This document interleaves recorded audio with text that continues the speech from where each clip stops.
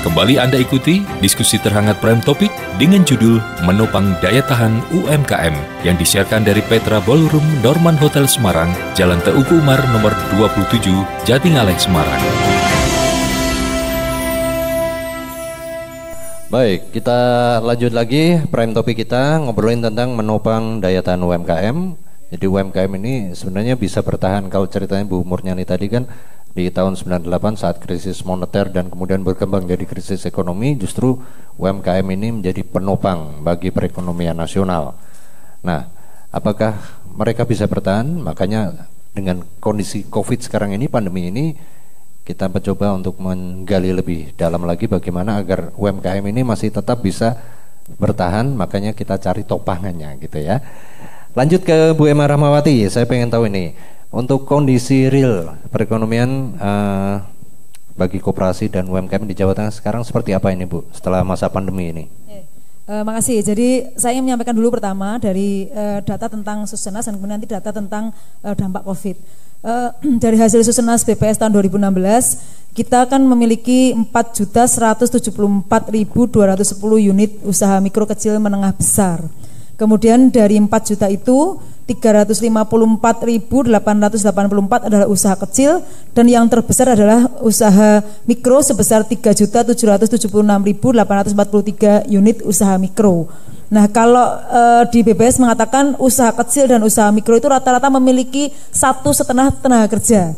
Berarti kalau ini ada sekitar 4 juta usaha mikro dan kecil, berarti ada sekitar mungkin 10 juta tenaga kerja yang bekerja di usaha mikro dan kecil. Jadi itu yang di BPS. Kemudian kami sejak bulan Maret begitu dinyatakan bencana COVID oleh BNPB, kami membuka web aplikasi untuk melakukan monitoring terhadap UKM yang terdampak COVID. Jadi ini datanya sudah by name, by address, jenis usaha sudah kita kelompokkan per sektor. Ada sektor makanan minuman, kemudian craft, kemudian fashion, ada peternakan, pertanian dan sebagainya.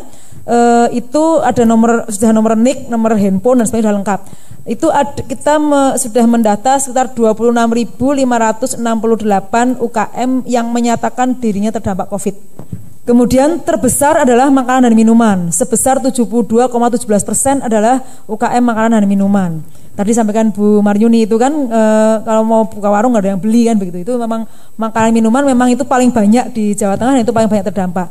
Yang kedua adalah fashion sekitar 7,87%, handicraft 3,99%. Handicraft ini berhubungan dengan pariwisata. Yeah. Nah, kemudian yang makanan minuman juga katanya oleh-oleh itu juga sangat terdampak. Kemudian perdagangan sebesar 6,78%. Nanti data kami berikan tertulis sudah kita siapkan. Kemudian jasa 4%, kemudian pertanian peternakan 3,7%, yang lain-lain 1,48%. Kemudian rata-rata mengalami penurunan omset 46,18%. Jadi di dalam data kami itu ada pertanyaan terbuka, omsetnya dia turun berapa, kemudian dari berapa menjadi berapa penghasilannya, kemudian tenaga kerja ada penurunan atau tidak, kemudian aset seperti apa. Jadi omset turun rata-rata 46%. Ini sama dengan yang penelitian atau survei yang dilakukan oleh Pak F.I. Sugianto. Dan kemudian tenaga kerja itu juga turun 30%. Tenaga kerja di UKM itu turun 35,56%. Kemudian aset itu sudah turun, jadi sudah mulai ada yang sampai jual handphone. Itu tuh sampai 13,66%. Jadi sudah mulai menjual apa yang dia miliki. Ini kondisi UKM saat ini, dan saya yakin ini masih lebih banyak karena ini kan data yang mendaftar dan mereka bisa mendaftar pribadi sendiri atau didampingi oleh para pendamping UKM yang ada di semua kabupaten kota. Nah, persoalannya yang paling besar dari 26.000 tadi adalah pemasaran, yaitu sebesar 54,92%, Mas. Ini soal pasar. Jadi mereka bisa memproduksi tapi nggak bisa jualan. Nah, kemudian yang kedua adalah pembiayaan. Duitnya habis buat makan. Kemudian yang ketiga adalah bahan baku. Kemarin sempat gula itu nggak ada, hilang di pasaran. Padahal lagi mulai masuk ke COVID, gula hilang di pasaran. Yang UKM itu yang mikro itu paling biasanya dibutuhkan sehari 25 kilo, dia hanya boleh beli 1 kilo atau 2 kilo waktu itu kan. Nah itu kan kalaupun ada harganya sampai 25.000. Nah ini yang bahan baku. Telur juga pindah naik, turun dan sebagainya. Ini persoalan bahan baku. Ada lagi, kita punya UKM furniture, Mas, rotan, itu sebenarnya masih bisa ekspor. tapi nggak ada rotan yang datang ke sini karena kapalnya berhenti. Oh ya. Kalimantan masih ada rotannya, kita butuh rotannya, pasar masih ada di luar negeri, tapi nggak ada kapal yang lewat untuk ngedrop rotan. Yeah. Ini berhenti selama sekian bulan, itu sudah mengeluh mereka sudah bagaimana bisa mendapatkan bahan baku rotan. Itu contoh-contoh yang kita lagi mikir gimana caranya mendatangkan rotan gitu ya. Apa mabur atau gimana nih, saya bingung ini. Ini jadi itu sementara data dari semua e-commerce kami sudah telepon satu persatu dan kami sudah mulai mendiskusikan dengan mereka untuk bagaimana membantu teman-teman dalam hal pemasaran. Rata-rata di yang UKM yang masuk melalui e-commerce omsetnya naik 200%. Jadi ini kan tampaknya kan dengan adanya COVID ini kita harus memaksa UKM untuk masuk digital. Bahkan seperti UKM teman-teman startup yang dia bergerak di belanja pasar seperti becer.com, kemudian tukangsayur.com, kemudian yang di Semarang juga ada, itu kenaikannya sampai 1000% omsetnya, Mas. 1000%. Yeah.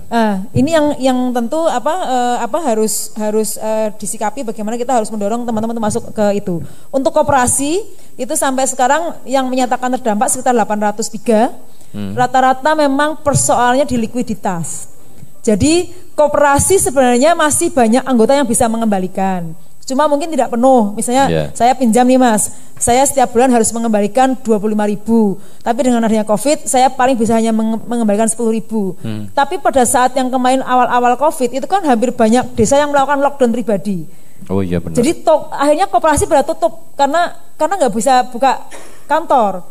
Terus kemudian di desa juga ditulis kan, koperasi tidak boleh masuk. Padahal kan mereka masih bisa ketemu dengan anggotanya mestinya kan begitu. Nah jadi beberapa koperasi akhirnya menyikapi persoalan likuiditas ini dengan tadi tetap mengangsur tetapi tidak penuh gitu. Jadi mereka membuat relaksasi sendirilah atau restrukturisasi sendiri di internal mereka. Ini yang terjadi di UMKM dan koperasi.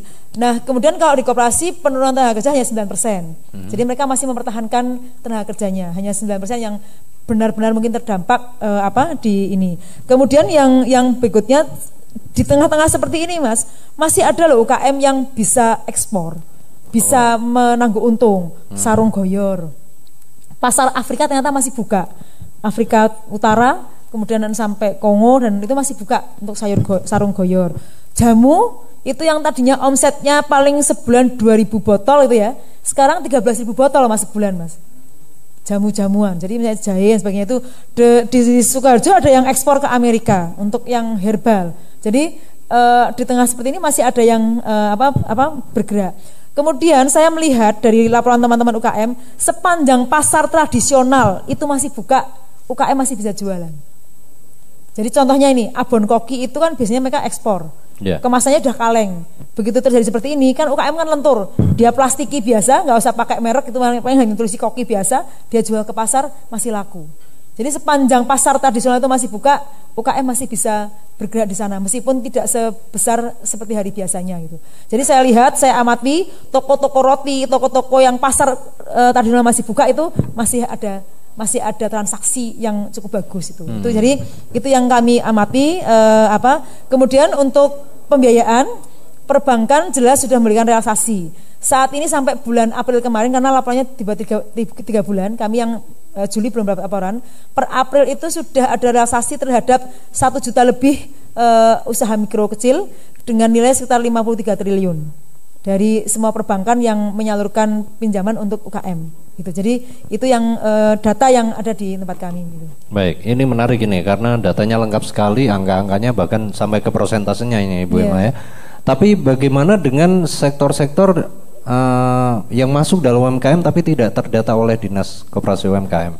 Apakah ini mereka mendapatkan perhatian juga dari sama Mas, paling tidak dengan data ini itu kita kan bisa mempunyai gambaran keterdampakan seperti ini. Pasti ini juga hampir sama dengan yang lain. Ternyata survei kami real ini sama dengan survei yang dilakukan oleh Pak FX Sugianto itu, Prof FX Sugianto itu juga sama persis. Jadi persentase terbesar adalah pemasaran sekitar 54%, penurunan omset juga sama, itu sama persis di desa maupun di semua usaha mikro ternyata hampir sama. Nah, sehingga bagi kami ini adalah potret, oh ini berarti seperti ini polanya nih.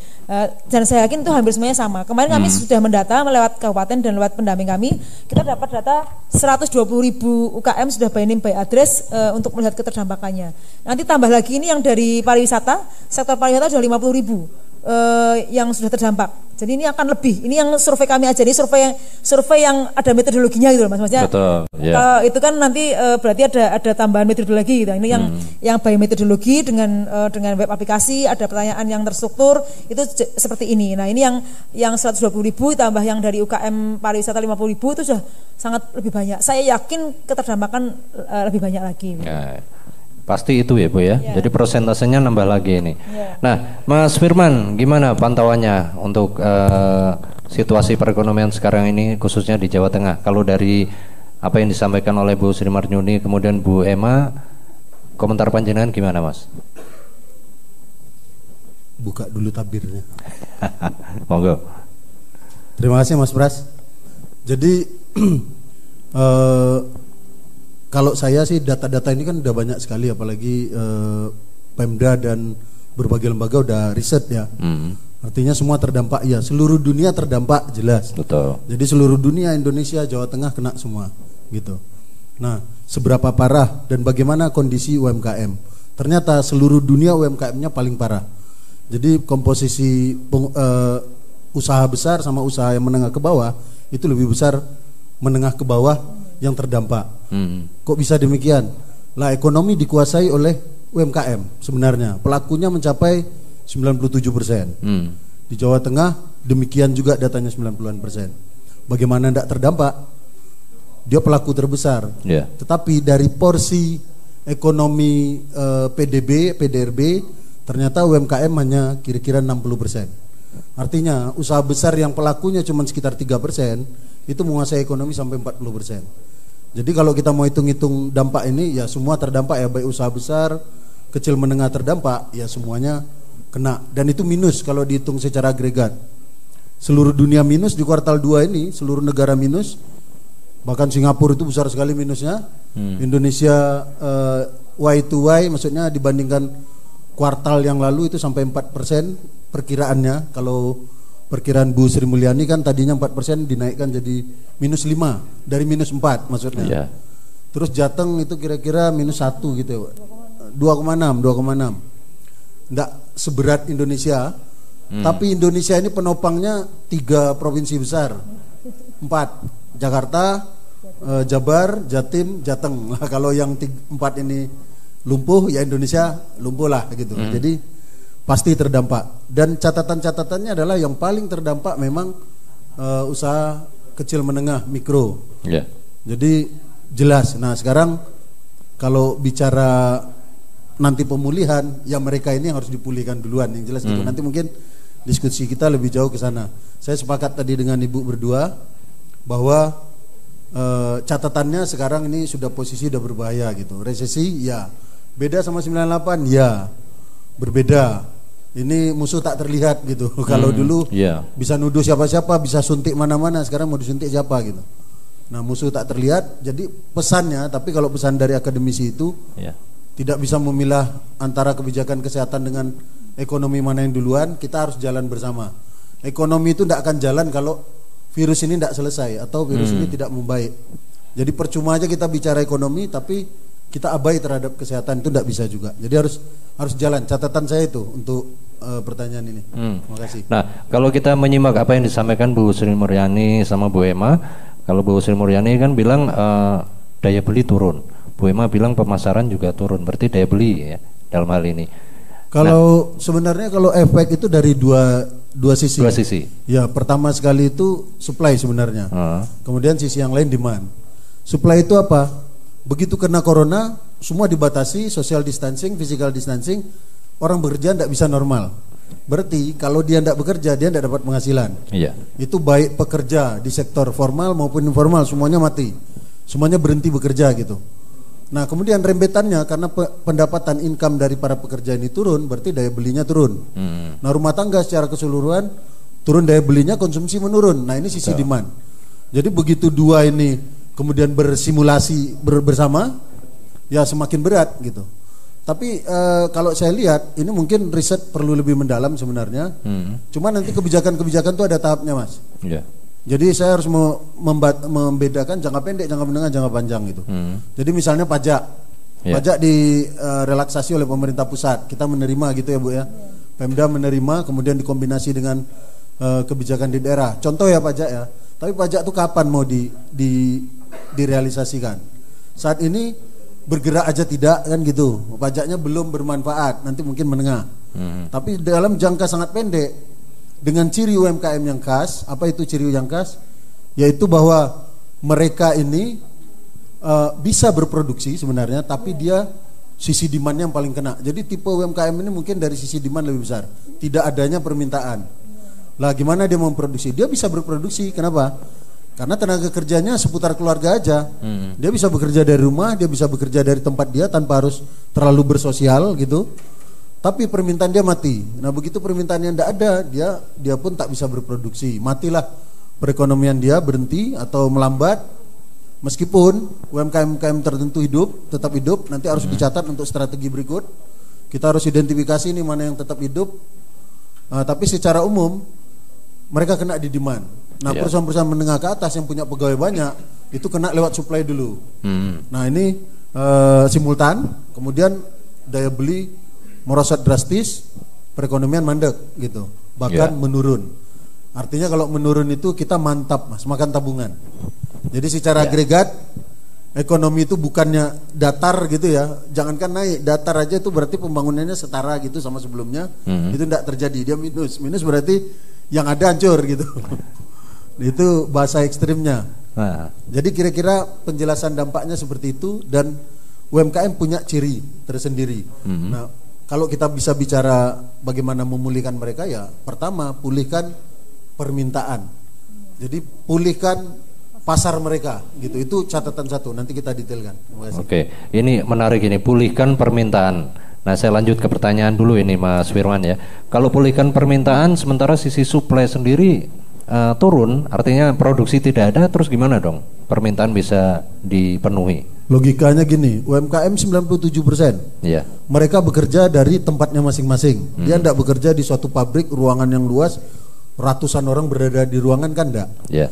Berarti secara protokol mereka nature-nya masuk gitu. Jadi kalau saya sebagai berandai-andai ini Bu ya, ini bukan nyindir beliau, karena beliau salah satu OPD aja gitu, mungkin pimpinan yang tertinggi ya Pak Ganjar misalnya untuk provinsi.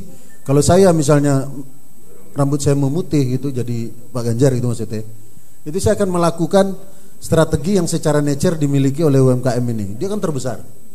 Karena dia bisa bekerja sendiri-sendiri, dia sudah menjalankan protokol corona in nature gitu. Artinya dia tidak akan ketemu orang. Nanti problem dia kalau terkait dengan kesehatan adalah mungkin distribusi atau bagaimana input-input dia mengalir kepada dia. Itu ada protokol sendiri nanti. Nah ini harus kita tangani juga gitu. Jadi jangan sampai mereka itu terkontaminasi sehingga dia mati keluarganya, dia tidak berproduksi. Saya buat permintaan dia ada dulu, jadi dia bergerak dengan keluarganya. Nah, apalagi UMKM-nya sektor pertanian. Dia ada di desa yang sepi gitu misalnya. Dia bekerja di ladangnya sendiri.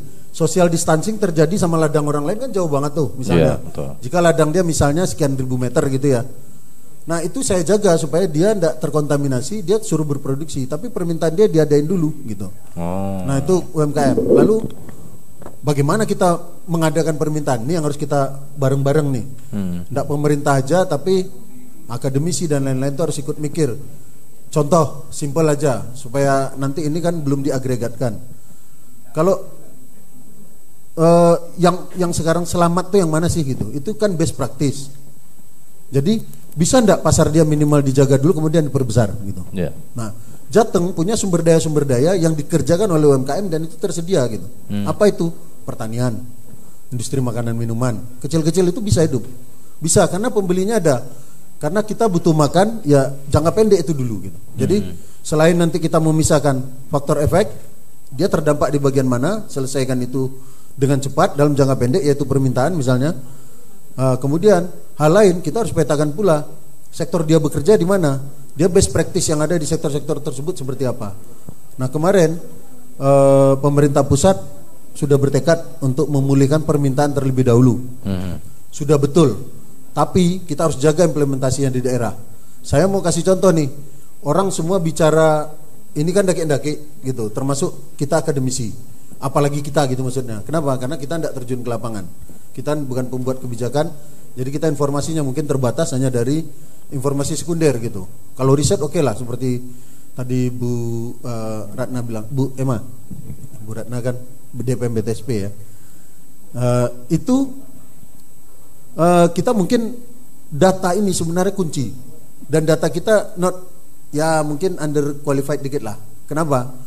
Karena coba aja lihat waktu corona mulai, kemudian mau kasih bantuan gitu, BLT ini penting, ini demand nih Mas, ini salah satu contoh demand, penyelesaian demand tadi, buat berdaya beli, buat permintaan dia naik, permintaan jadi ada gitu.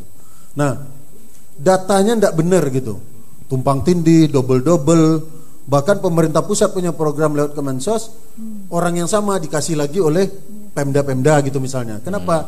Karena ternyata datanya ndak terkonek dengan baik gitu.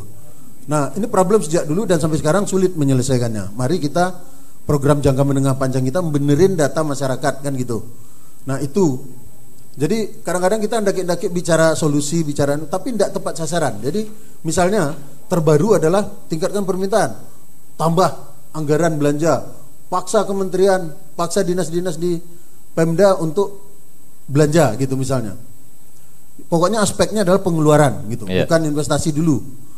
Nah itu nanti bisa jadi tidak tepat sasaran hanya gara-gara data, dan ini sulit sekali. Saya berada 1-2 kali berada di lapangan lewat orang gitu, itu menemukan fakta bahwa memang data kita masih agak-agak acak-acakan lah. Nah, cuman ya nanti kalau kepada beliau saya menganjurkan tadi UMKM yang terdata oleh Dinas Koperasi dan UMKM ini selalu diperluas gitu. Jadi yang ada nanti model datanya adalah model panel Bu, micro panel. Dijaga UMKM yang ada, dipegang terus datanya, entah gimana caranya, terus ditambah terus karena dia 4 juta sampai 5 juta sekian gitu. Jangan sampai tidak terdata, nanti kebijakan tidak akan jalan kalau tidak bisa mengklaster lewat data yang benar-benar berkualitas tinggi gitu. Baik. Jangan sampai seperti itu. Iya, bahkan bisa jadi nanti akan muncul UMKM baru karena situasi dan kondisinya. Ya pastinya. Jadi gini, ini di Jateng ini kan kita sering diskusi Bu ya di Pemprov, di Bapeda saya sering datang. Yang terdampak ini kan tidak hanya orang Jateng sendiri, tapi orang Jateng yang tinggal di Jabodetabek gitu misalnya. Dia adalah tambahan orang baru dan dia menjadi pekerja informal sekarang. Ya dia kita namakan itu aja karena dia tidak akan balik. Artinya dia tidak bisa balik ke tempat dia semula, perusahaan dia udah tutup gitu misalnya, ekstrimnya gitu. Tapi dia menjadi pekerja informal yang baru dan saat ini posisi menganggur gitu. Nah itu dia. Itu kalau tidak terdata 1 tahun berapa coba yang mudik? Juta kan? Iya. 1 juta lebih kan Bu. Nah kemarin awal-awal corona aja terdata 500 loh yang masuk dan kemungkinan besar lewat risetnya Pak Efek tadi itu dia tidak balik gitu. Ya, itu kan sangat membebani itu nanti. Maksudnya membebani perekonomian ya, bukan membebani kita, dia saudara kita. Nanti kita selesaikan kan gitu. Baik. Ya, kita akan break lagi. Diskusi terhangat Prime Topic disiarkan dari Petra Ballroom, Norman Hotel Semarang di Jalan Teuku Umar nomor 27 Jatingaleh Semarang dengan judul Menopang Daya Tahan UMKM akan kembali setelah yang berikut ini.